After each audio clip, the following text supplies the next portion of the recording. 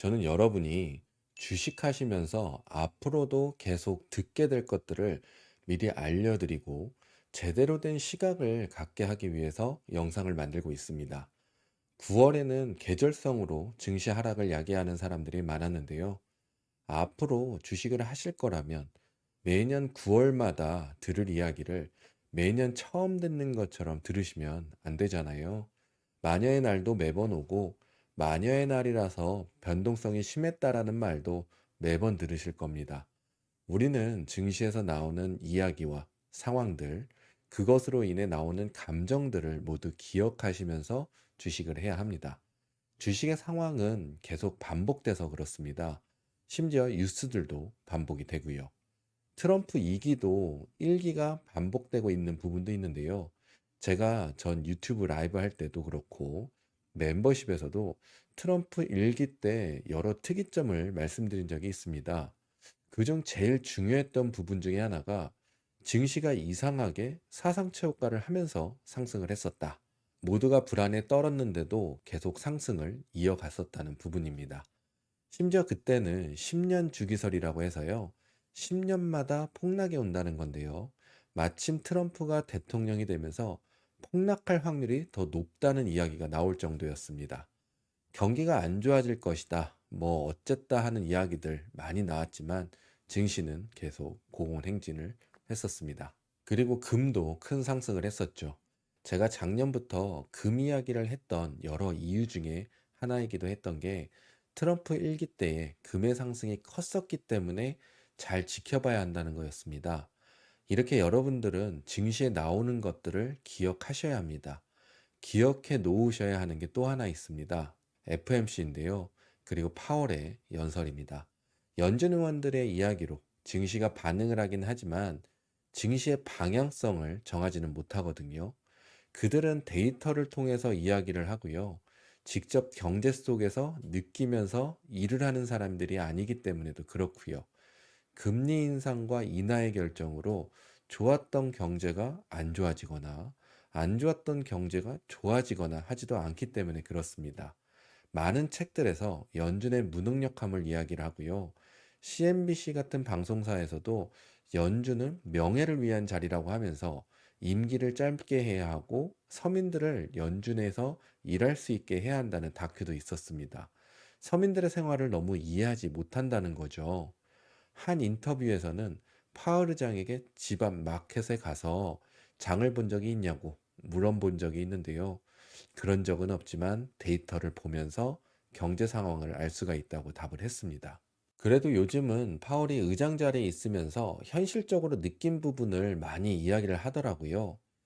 연준들도 미래에 대해서는 잘 모른다. 그래서 데이터를 보고 결정하겠다는 것이고 점도표도 맞지 않는다고 하고요. 0.25 금리 인하가 큰 변화를 가져다 주지 않는다는 이야기까지 있었습니다. 그들도 잘 모릅니다. 우리는 그들의 생각을 들을 뿐이지 그들에게 의지하면서 주식을 할 수는 없거든요. 연준의 책무가 물가와 고용입니다. 경제가 안 좋아서 기업들이 고용을 못 하는데 금리 인하한다고 고용이 늘어나지 않거든요. 코로나 시국에 인플레이션 상승이 있었을 때요. 금리 인상을 했지만 집값도 같이 오르는 현상도 있었습니다. 금리 인상한다고 물가가 잡히는 것이 아닙니다. 지금 짜장면 값이 올랐는데 금리 인상한다고 가격이 내리는 것이 아니잖아요. 물가 상승률을 잡는 건데 물가 상승률은 수요와 공급의 조화로 이루어지는 부분이 더 큽니다. 금리 인상한다고 경제학처럼 잡히는 것이 아니고 시간이 지나면서 줄어든 수요가 많아진다거나 줄어든 공급이 많아진다거나 하는 조율로 물가 상승률에 영향을 더 크게 줍니다. 한 경제학자는 이렇게 이야기를 했습니다.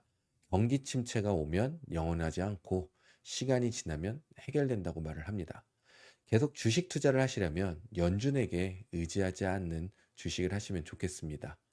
이번에 파월 의장이 잘 이야기한 부분이 하나 있습니다. 선제적으로 금리 인하를 했다는 건데요. 이것저것 볼 것 없이 이거 하나면 끝난 것 같습니다. 경제가 안 좋아서 내린다거나 앞으로 걱정이 돼서 내리는 것이 아니고 아직 경제는 괜찮고 고용도 좋은데 조금 둔화가 될 수 있는 조짐이 있어서 선제적으로 내렸다는 부분입니다. 지금 경제가 좋다는 것이라서 다른 것 볼 것 없이 이 부분만 보면 될 것 같습니다. 증시에서 제일 중요한 기본은 좋은 경제이기 때문입니다. 파월은 제일 기본적인 경제가 좋다는 말을 잘 해줬기 때문에 파월의 연설로 증시가 어쨌네 저쨌네 이야기할 건 없어 보입니다. 증시판 안에서 경제가 좋다고 하면 증시는 상승한다고 보시면 됩니다. 우리는 주식을 하면서 알아야 하는 게 있습니다. 이 영상에서는 세 가지를 말씀드리려고 하는데요. 첫 번째는 실물 경제와 증시 안의 경제는 이격이 크다는 겁니다. 그래서 경제학자들이 주식을 못한다고 하는 거고요. 경제학만으로 세상이 돌아가지 않고 증시도 돌아가지 않는다는 것 잘 알아두셔야 하는 게, 실물 경제에서는 해고되는 사람들도 많고 내 주위의 사람들이 힘들다 해도요. 지표만 잘 만들어지거나 해석만 잘 나오면 증시판 안에서의 경제는 좋은 겁니다. GDP는 수입이 줄면 미국 내 총 생산량이 늘었을 것이라고 해석을 해버립니다. 정부에서 돈을 풀어도 GDP는 올라가기도 합니다. 어쨌든 지표를 만들어서 좋게 나오게 되면 증시판 안에서의 경제는 좋은 겁니다. 내가 느끼는 경제와 다른 거죠. 두 번째로 알아야 하는 것은 지난 영상에서 나이키, 룰루레몬, 소비 종목들이 크게 하락을 했다고 말씀을 드렸습니다.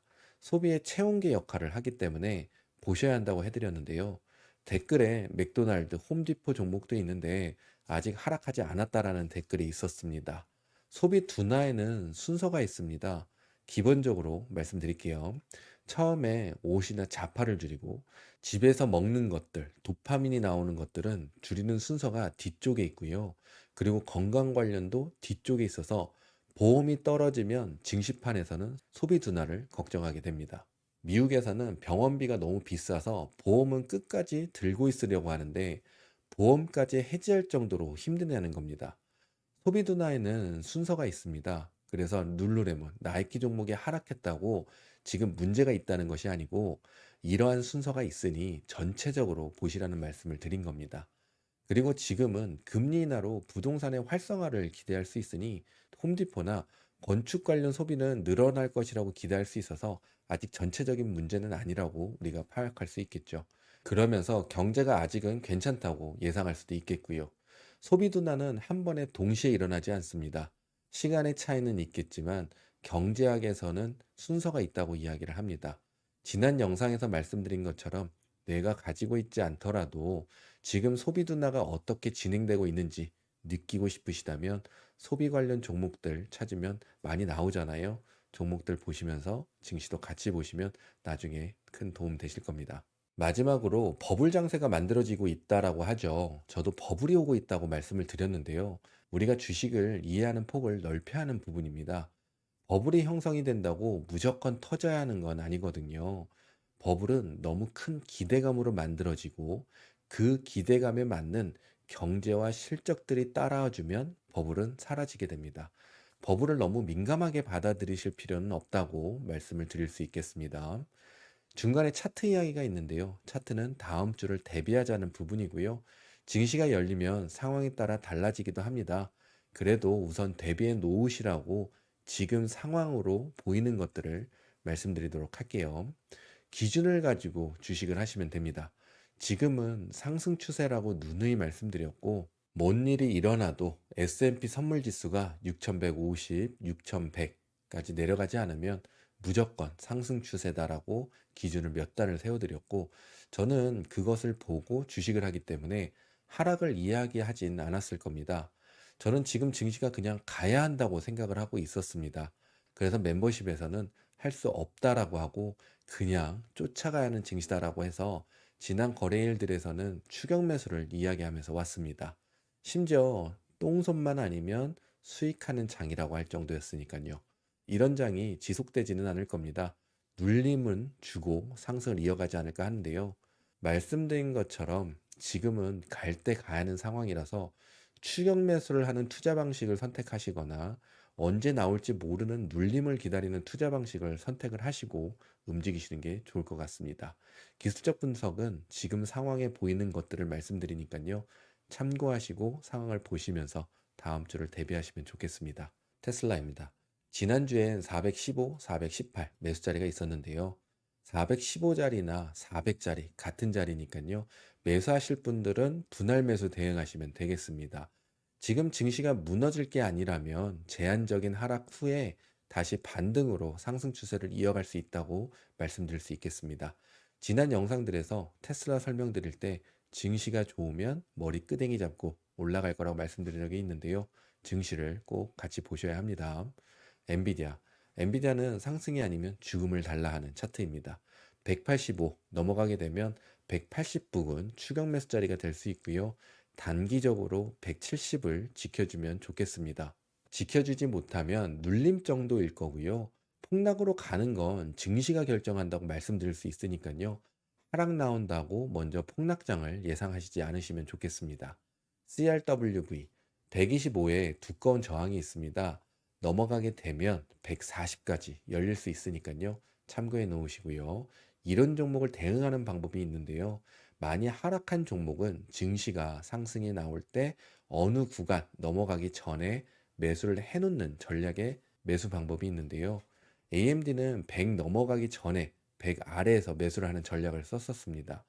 여러 대응 방법을 꾸준히 배워나가실 분들은 멤버십에도 많은 관심 부탁드리겠습니다. 네비우스, 유상자를 해도 오를 종목은 오른다고 해드린 것처럼 상승을 해주었습니다. 여전히 100 구간을 넘어줘야 추가 상승이 가능해지니까요.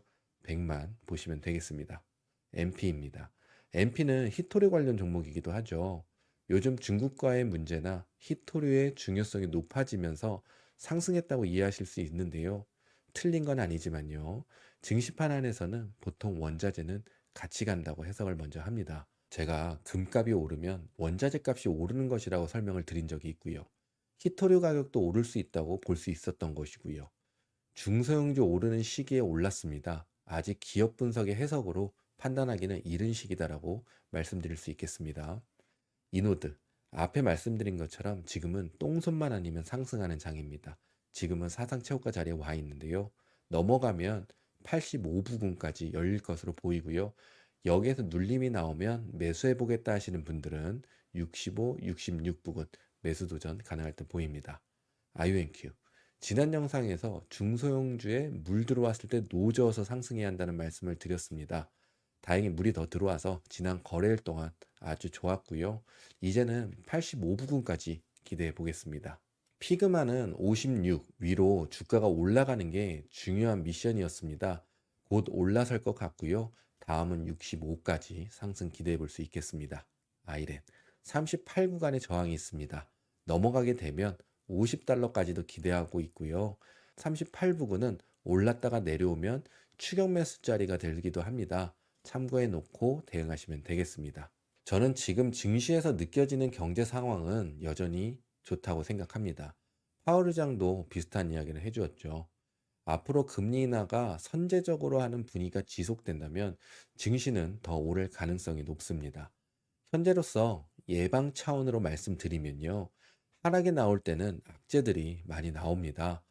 악재에만 신경을 쓰면 하락장으로 가는 하락이 아닌데 혼자 먼저 하락장으로 갈 거라고 확신을 가질 수 있거든요. 좋은 기회를 놓칠 수 있는 거죠. 상황은 바뀌면 다음 영상으로 말씀을 드리겠고요. 아직은 하락 시 매수 포지션을 취해야 한다고 생각을 하니까요. 미리 겁먹으면서 하는 주식은 안 하셨으면 좋겠습니다. 좋아요, 구독, 감사하다는 댓글 하나씩 부탁드리고요. 저는 다음 영상으로 찾아뵙겠습니다. 감사합니다.